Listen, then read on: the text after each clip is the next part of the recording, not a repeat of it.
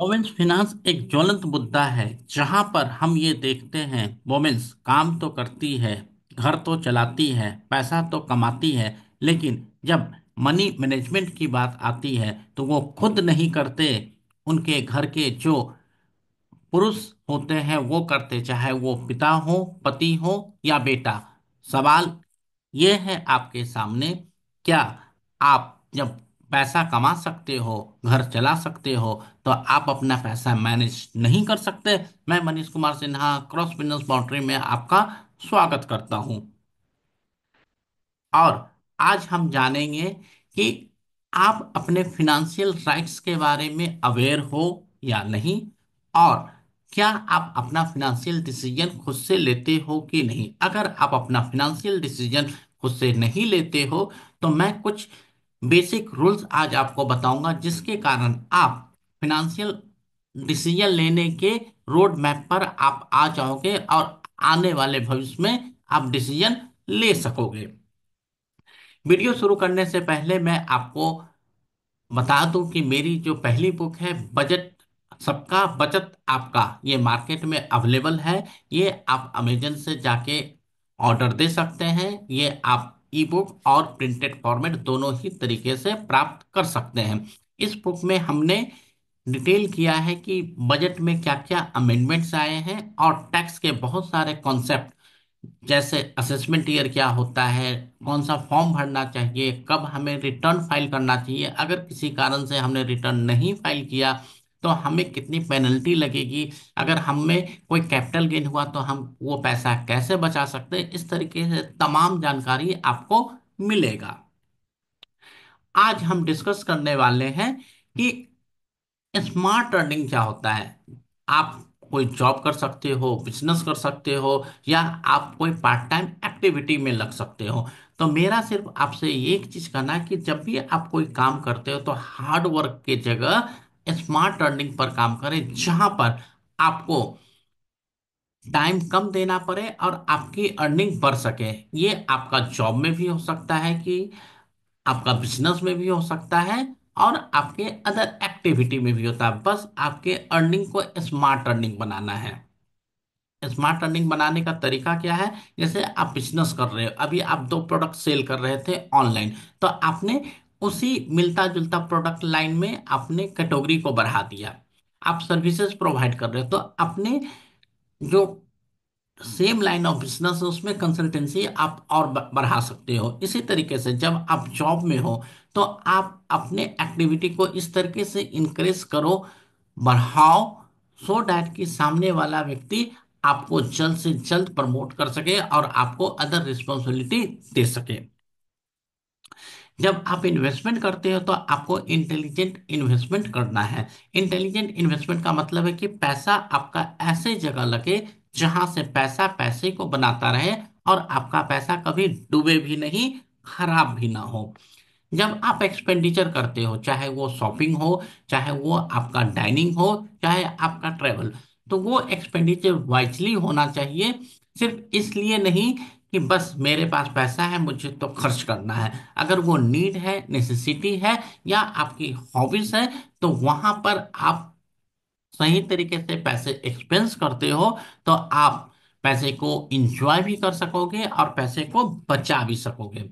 और इसी के साथ जब आप ये सारा चीज मिला के एक्टिविटी करते हो तो आपका वेल्थ क्रिएट होना शुरू हो जाता है।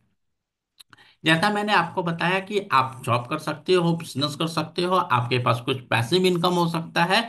जैसे आप किसी मल्टी लेवल मार्केटिंग एजेंसी के साथ जुड़े हो, या फिर आपने बैंक में पैसा रखा हुआ है जहां पर पैसा आ रहा है, आपने कहीं पर कोई इन्वेस्टमेंट किया है शेयर्स में, म्यूचुअल फंड में, या आपने किसी घर में इन्वेस्ट किया जहां से रेंटल इनकम आ रहा है। तो इस तरीके से आपके पैसिव इनकम आते रहते हैं। पार्ट टाइम इनकम भी आप स्टार्ट कर सकते हो, चाहे वो ई कॉमर्स प्लेटफॉर्म पर आप सेलिंग का हो, या सैटरडे संडे आप कोई कोचिंग क्लासेस या ऑनलाइन ट्यूटर बन सकते हो, या बहुत सारे ऐसे एक्टिविटी है जहां से आप पैसा अर्न कर सकते हो। एक्सपेंस, अगर हम एक्सपेंस की बात करें तो आपको अपनी नीड और लग्जरी, या जो पैसा एक्सपेंस कर रहे हो, इन दोनों का इम्पोर्टेंस समझ में आना चाहिए। अगर इम्पोर्टेंस आपको समझ में आ जाता है तो आपका जो पैसा है वो बेकार नहीं जाएगा, आपके नीड पर ही खर्च होगा। जैसे मोबाइल, मोबाइल 10,000 में भी आता है, 50,000 में भी आता है, या लाख रुपया में भी आता है। अगर आपकी सैलरी 40,000 रुपया पर मंथ है तो मेरे अनुसार आपकी जो मोबाइल की कॉस्ट है 10 या 15 हजार होनी चाहिए, ना कि 40,000 या 1 लाख। रीजन, अगर आपकी सैलरी 40,000 है और पूरा 40,000 रुपया आप खर्च कर देते तो पूरा एक मंथ का सैलरी क्या, और एक मोबाइल की लाइफ क्या होती है, मात्र 3 साल। तो 3 साल के लिए आपने एक मंथ का फॉरगॉन कर दिया अपनी सैलरी, जो अकलमंदी नहीं है। तो आप जब भी कोई एक्सपेंडिचर करो, चाहे वो डाइनिंग पर हो, ट्रेवल पर हो, आपकी लाइफ स्टाइल पर हो, आपके गारमेंट्स पर हो, या आपके मोबाइल पर हो, तो आपको ये देखना है कि उससे यूटिलिटी हम किस प्राइस पर ले सकते हैं। क्या उसकी लग्जरी आइटम में हमें जाने की जरूरत है या नहीं। तो जिस दिन आप नीड और लग्जरी का डिफरेंस समझ जाओगे तो पैसा अपने आप बचेगा, और पैसा जब बचेगा तभी ये आप प्रॉफिट अर्न कर सकते हो। इन्वेस्टमेंट, आपको कितना पैसा इन्वेस्ट करना है, तो इसके लिए आपको सबसे पहले अपने लाइफ का गोल समझना है कि क्या अगले 2-3 सालों में आपको घर खरीदना है, कोई कार खरीदना है, आपके बच्चे को इंडिया से बाहर जाके पढ़ाई करना है, हायर एजुकेशन करना है। इन सब चीजों को देखते हुए और किस पर्पस से, रीजन, कि आपके पास लॉजिक क्या है, रीजन क्या है इन्वेस्टमेंट करने का। अगर ये 3 चीज का समावेश होता है तो आपका वेल्थ क्रिएट होने से कोई नहीं बचा सकता है। सबसे इंपॉर्टेंट चीज है कि जो आप पैसा जो अर्न कर रहे हो, तो आपका पैसा और आपके फादर की प्रॉपर्टी में आपका हक कितना है। जैसे आप जो पैसा अर्न करते हो, आपके बाद वो पैसा किसे मिलेगा, या आपके फादर के पास पैसा है तो क्या उस फादर के पैसा में आपके भाई का ही हक है या आपका भी हक है।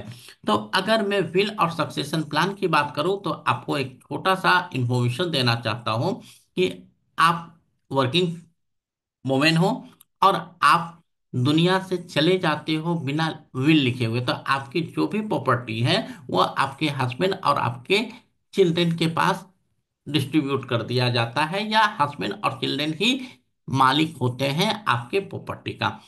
कोई कारण से अगर हस्बैंड और चिल्ड्रन भी आपके साथ चले गए या वो दोनों दुनिया में नहीं है, तो आपकी सारी प्रॉपर्टी का जो हक है हस्बैंड के फैमिली में हो जाएगा।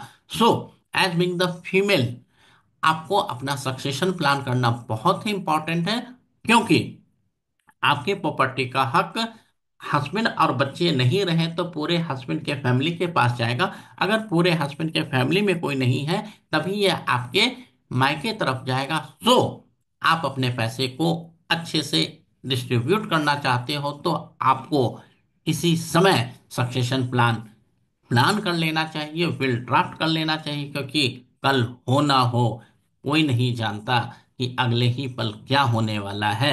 सो दोस्तों, अगर ये वीडियो आपको अच्छा लगा हो तो आप इस वीडियो को लाइक करें, चैनल को सब्सक्राइब करें, नोटिफिकेशन बटन जरूर दबा दें, सो नेक्स्ट वीडियो का नोटिफिकेशन आपके पास आ जाएगा।